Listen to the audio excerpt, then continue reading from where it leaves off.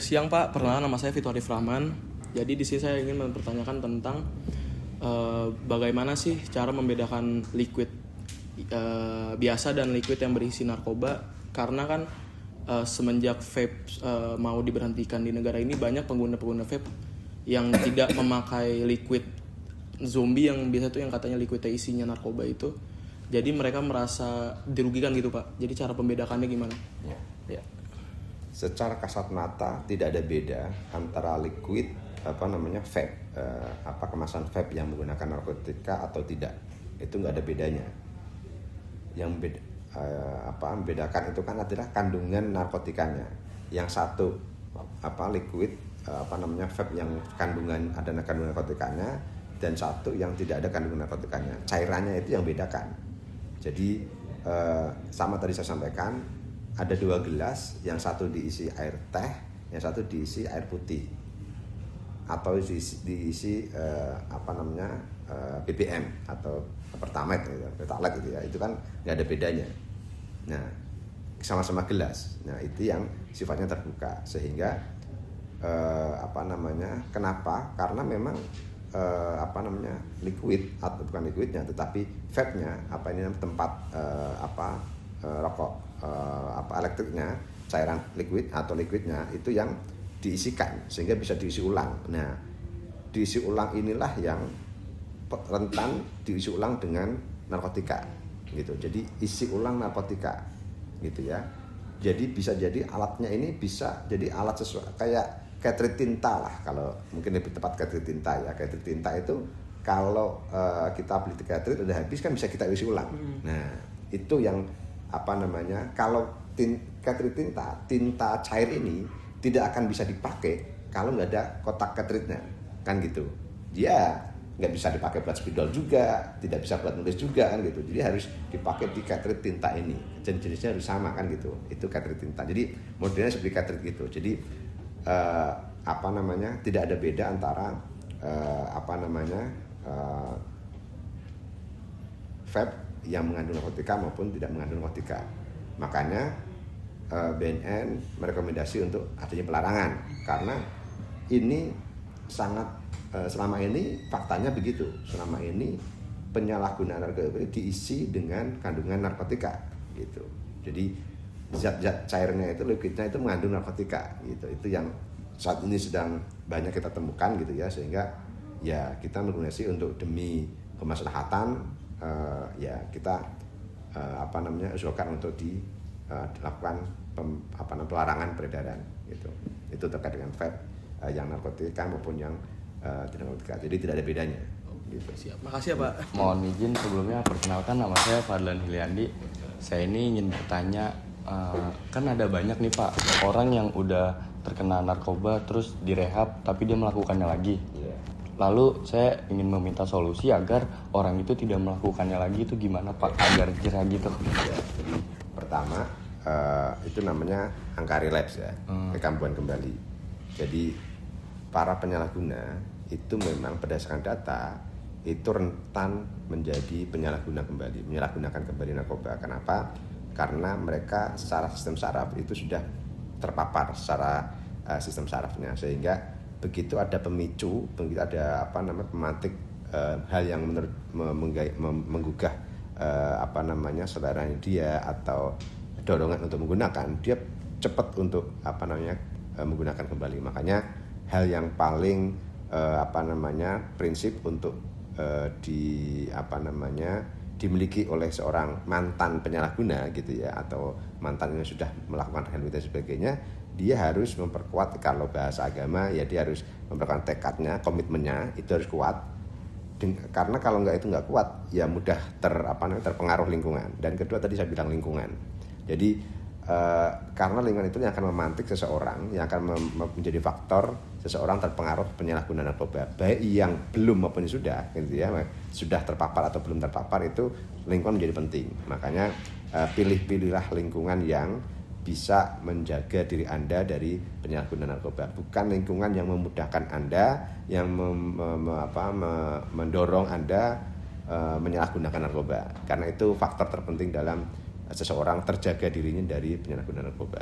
gitu Fatih. Berarti mengeluarkan dia dari lingkungan buruk itu dulu ya Pak? Ya, jadi milih-milih milih, makanya dalam berinteraksi itu harus milih kelompoknya ya. Jadi bukan artinya tidak berinteraksi dengan siapapun, tetapi dia bisa menjaga dengan siapa dia berinteraksi dan bagaimana dia menjaga dirinya untuk ketika berinteraksi. Dia harus punya ikatan, harus dia punya pedoman, dia harus punya standar nilai yang harus dia pegang supaya dia tidak terpengaruh dengan hal-hal yang bisa menyebabkan penyalahgunaan narkoba. Itu. Baik, terima kasih Pak. Oke. Perkenalkan Bapak, nama saya Fadlan Hafiz. Fadlan? Ya, Fadlan juga? Ya. Pertanyaan saya adalah pengguna narkoba kan bisa direhabilitasi atau dipenjarakan ya. Saya ingin menanyakan bagaimana proses rehabilitasi untuk pengguna narkoba di bawah pengawasan BNN. Oke. Jadi tadi pertanyaannya bukan bisa direhabilitasi atau dipenjara, itu sesuatu yang berbeda. Kalau penyalahgunaan narkoba tadi saya sampaikan wajib direhabilitasi, ya. Nah, bagaimana rehabilitasinya di BNN kan gitu ya? Bagaimana BNN melakukan rehabilitasi di BNN terhadap penyalahgunaan narkoba itu tergantung dari karakteristik atau kategori penyalahgunaannya. Ada yang penyalahgunaan narkoba itu sedang dan canduan ya, jadi tidak berat, ringan, sedang, berat, itu kategori penyalahgunaan narkoba. Jadi kalau rehabilitasi ringan gitu ya, atau penyalahgunaan narkoba tingkat ringan, seperti apa sih ringan itu? Ringan itu ya baru anak-anak coba pakai, tadi berkait anak-anak nakal yang masih coba pakai. Nah itu dia harus tetap harus melakukan rehabilitasi, dan rehabilitasinya ringan itu dengan metode bisa dengan rawat jalan. Nah, seperti halnya kalian kalau ke dokter rawat jalan nggak harus bermalam menginap di rumah sakit, cukup rawat jalan. Rawat jalan itu apa? Rawat jalan itu melakukan kontrol ke misalkan tiap ada 8 kali pertemuan kalau di BNN, 8 kali pertemuan untuk melakukan kontrol perkembangan psikologisnya. Itu misalkan di mana? Di klinik BNN. Gitu ya, di tempat fasilitas rehabilitasi BNN, ada di klinik BNN maupun di tempat rehabilitasi BNN.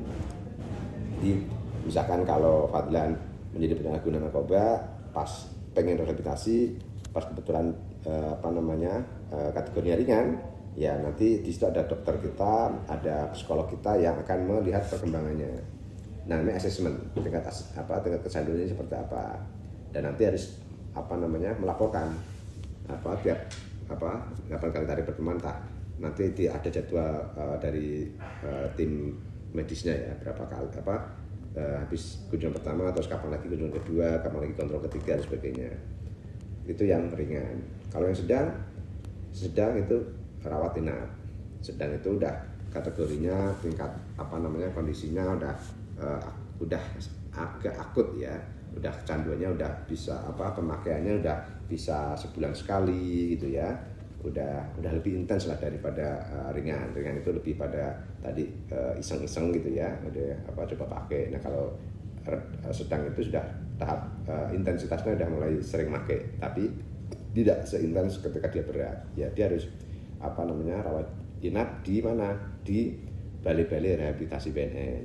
Ada juga kalau balai rehabilitasi BNN nggak cukup, kita punya binaan atau mitra di lembaga rehabilitasi sosial yang itu dibina oleh BNN, di lembaga-lembaga rehabilitasi sosial masyarakat itu di banyak tempat lah, saya nggak hafal detailnya, itu di datanya juga ada. Kalau di BNN ya ada di Lido, misalnya itu di Bogor, itu kalau teman-teman pengen melihat di sana silakan. Ada di Lampung, ada di Deli Serdang, Bangka Batam, ada di Kalimantan Timur, ada di Badoka Makassar. Itu fasilitas rehabilitasi BNN yang menyediakan fasilitas layanan rawat inap. Jadi itu selalu dipantau perkembangannya, programnya. Jadi kalau di sana ada program untuk rehabilitasi medis maupun rehabilitasi sosial. Gitu. Jadi meskipun rawat inap itu nanti dia bisa tergantung dari progresnya. Bisa 3 bulan, bisa 2 bulan gitu, bisa 4 bulan, tergantung dari progres perkembangan asesmen oleh tim medis ya, tim medis dan tim sosial gitu. Itu nanti seperti apa? Oh, si A sudah bisa pulang nih karena perkembangan psikologisnya lebih ya secara kutip udah sehat, udah pulih lah, kalau bahasa di penyalahgunaan narkoba itu udah pulih secara mental gitu, jadi udah bisa kembali. Nah itu yang tadi kalau ya udah pulang, nah itu kembali yang bersangkutan dengan keluarga komitmen untuk menjaganya jangan sampai berinteraksi lagi, terjerumus lagi, salah pergaulan lagi dengan komunitas-komunitas yang mereka yang sering terlibat dalam penyalahgunaan narkoba gitu. Jadi itu yang perlu diwaspadai setelah keluar dari tempat rehabilitasi itu. Oke, terima kasih ya Pak. Kenal Pak, nama saya Zulfan Setiawan. Saya ingin menanyakan kira-kira dari pandangan Badan Narkotika Nasional sendiri itu secara efektivitas lebih baik para pengguna narkoba ini direhabilitasi atau hanya sekedar dihukum penjara saja Pak? Oke. Harus dipahami bahwa penyalahgunaan narkoba itu adalah korban penyalahgunaan, korban dari kejahatan narkoba, yang dia adalah orang sakit. Kenapa? Karena dia sudah terpapar, kesehatannya itu rusak karena narkoba. Ketika aspek kesehatannya rusak atau sakit, itulah disebut dengan orang sakit. Nah, ketika orang sakit, maka dia harus ada upaya perawatan, pemulihan. Makanya kalau teman-teman lihat itu di Undang-Undang 35, Undang-Undang 35 itu ada istilah perawatan. Jadi dia harus dirawat, kesehatannya harus dipulihkan. Karena kesehatannya normal, dia menjadi tidak normal. Tidak normal itu apa? Karena narkotika itu kan merusak sistem saraf. Jadi merusak sistem saraf sehingga cara kerja saraf menjadi terganggu. Yang seharusnya misalkan kalau sering kejadian itu para penyalahguna narkoba setelah dugem malam dia dalam mengendarai sering terjadi kecelakaan dan sebagainya karena secara sistem sarafnya itu tidak normal, terganggu kan gitu. Makanya dia harus lakukan perawatan atau rehabilitasi. Dan pertanyaannya ketika apakah harus lebih baik dilakukan perawatan atau penjara, tadi pertanyaannya kan begitu. Karena orang sakit dia harus direhabilitasi supaya dia pulih. Nah, rehabilitasi itu adalah bentuk hukuman bagi mereka yang menyalahgunakan narkoba, kan gitu. Kalau di penjara berarti dia tidak ada, jadi orang sakit tetapi tidak disembuhkan. Betul. Ya kan? Kalau di penjara berarti dia sakit tapi tidak disembuhkan, hanya dibedakan tempat. Misalkan kalau Anda sakit, Anda tidak dibawa ke puskesmas, rumah sakit atau ke dokter, tetapi ditaruh di kamar, dikunci, udah biarin aja. Apakah Anda sembuh? Kan enggak? Ya, apalagi ini sakitnya sifatnya itu saraf ya. Dan di penjara ketika tidak ada tindakan rehabilitasi, dan yang terjadi di penjara tadi itu ya bahkan banyak di penjara juga terjadi atau faktanya banyak penyalahgunaan maupun peredaran gelap di penjara, sehingga semakin kompleks dia yang semula hanya penyalahguna bisa menjadi pengedar. Dan itu memang hukum kita, Undang-Undang Narkotika 35 memang mewajibkan kepada penyalahguna narkoba untuk direhabilitasi, bukan di penjara. Itu yang sudah menjadi kebijakan negara. Berarti rehabilitasi itu jawaban paling baik untuk dari BNN ya Pak? Bukan dari BNN, ini negara. Oke, dari negara. Kebijakan negara bahwa rehabilitasi bagi penyalahguna narkoba adalah direhabilitasi. Makanya teman-teman semuanya karena sarjana hukum karena di Fakultas Hukum baca Undang-Undang 35 ya, supaya pemahaman terkait dengan penanganan hukum narkotika itu seperti apa itu baca di Undang-Undang 35 itu. Jadi bukan BNN, ini BNN hanya instrumen pemerintah, hanya lembaga pemerintah yang melaksanakan undang-undang. Kebijakannya itu kebijakan negara. Hanya menjalankan regulasi ya Pak. Ya, Oke. Siap. Terima kasih ya Pak. Oke. Assalamualaikum Pak, nama saya Roger Sendiri Masin. Saya ingin menanyakan bagaimana cara BNN memantau untuk mantan pemakai untuk kembali ke dunia kerja seperti semula. Ya, jadi kalau terkait dengan mantan penyalahguna narkoba yang sudah keluar, yang sudah selesai mengikuti program rehabilitasi, itu sebenarnya sudah bukan menjadi kewenangan, menjadi tugasnya BNN kembali. Jadi itu kalau soal bagaimana gini.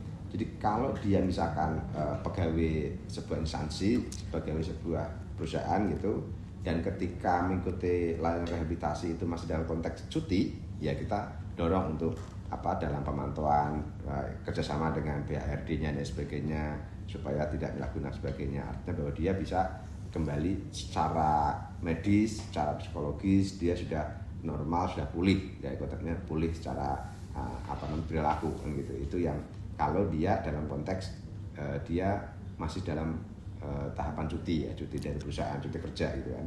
Tetapi ketika dia dikeluarkan atau memang dia semula tidak bekerja gitu ya, terus menjadi penyalahguna narkoba dan keluar dan katakanlah harus kerja kemana ya, itu hubungannya bisa dengan lembaga-lembaga terkait. Makanya kita kolaborasi dengan beberapa instansi, misalkan seperti Depnaker gitu ya, Dinas Tenaga Kerja, lembaga-lembaga penyedia pelatihan kerja, pelatihan kerja supaya para penyalahguna narkoba ini yang tanda kutip sedang tidak punya aktivitas produktif, ketika selesai mengikuti rehabilitasi yang di dalamnya dalam proses bimbingan proses rehabilitasi itu juga ada pelatihan keterampilan, sehingga ketika keluar dia bisa beraktivitas produktif seperti sedia kala. Tidak harus dia menjadi pegawai atau karyawan di sebuah perusahaan, tapi dia bisa, yang penting adalah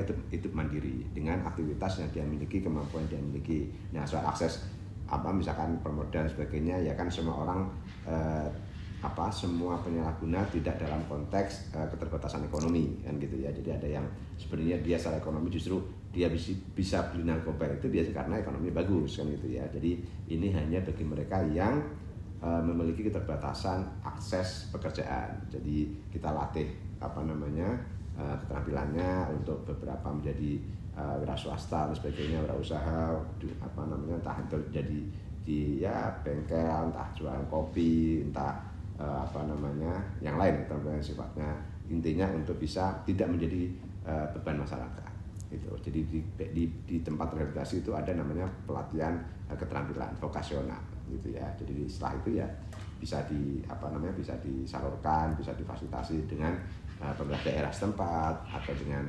lembaga-lembaga sosial pemberdayaan yang lain gitu. Itu yang program kita pemberdayaan. Makasih Pak. Oke. Baik Bapak, saya Arsya. Pertanyaan terakhir, apa sih Pak tantangan terbesar Badan Narkotika Nasional terhadap penyalahgunaan narkoba di Indonesia ini? Oke. Tantangan terbesar bagi BNN saat ini itu adalah populasi angka penyalahgunaan narkoba yang cukup besar. Yang saat ini mencapai 4 juta, 4,1 berdasarkan survei. 4,1 juta itu adalah pangsa pasar, adalah konsumen yang menyalahgunakan narkoba gitu ya. Sehingga banyak pengedar, banyak bandar narkoba yang ingin beroperasi di Indonesia, yang ingin mengedarkan narkoba dengan berbagai macam cara, dengan berbagai macam modus operandi gitu ya. Sehingga BNN selalu kewalahan menghadapi perkembangan ancaman narkoba. Apalagi narkotika itu sifatnya dinamis, zatnya selalu berkembang gitu ya. Sehingga kemampuan kita harus selalu aktif untuk mendeteksi perkembangan modus-modus baru, zat-zat perkembangan baru yang itu mengandung narkotika. Jadi narkotika bukan hanya soal ganja, sabu, heroin gitu ya, tapi sekarang udah puluhan, bahkan di dunia udah ada puluhan ribu jenis narkotika ya, narkotika maupun psikotropika. Nah, itu yang harus kita waspadai, karena itu yang tadi bicara soal bisnis gelap, maka banyak potensi uang yang beredar dari bisnis itu. Makanya perang kita itu adalah perang terhadap bandar narkoba yang di situ dia mencari uang dengan cara menyesatkan dan merusak mental generasi muda. Itu yang jadi tantangan terbesar kita ya konsumen di Indonesia banyak bandar yang pengen masuk di sini, banyak pemain jaringan narkotika yang main di sini, dan dia menggunakan berbagai macam strategi, modus operandi untuk bisa memperdagangkan, memperjualbelikan narkoba supaya bisa masuk ke kalangan, berbagai macam kalangan kan, baik anak-anak maupun dewasa. Sekarang kan banyak ditemukan beberapa zat-zat makanan yang mengandung narkoba lah kan gitu ya. Narkoba itu juga bagian dari pil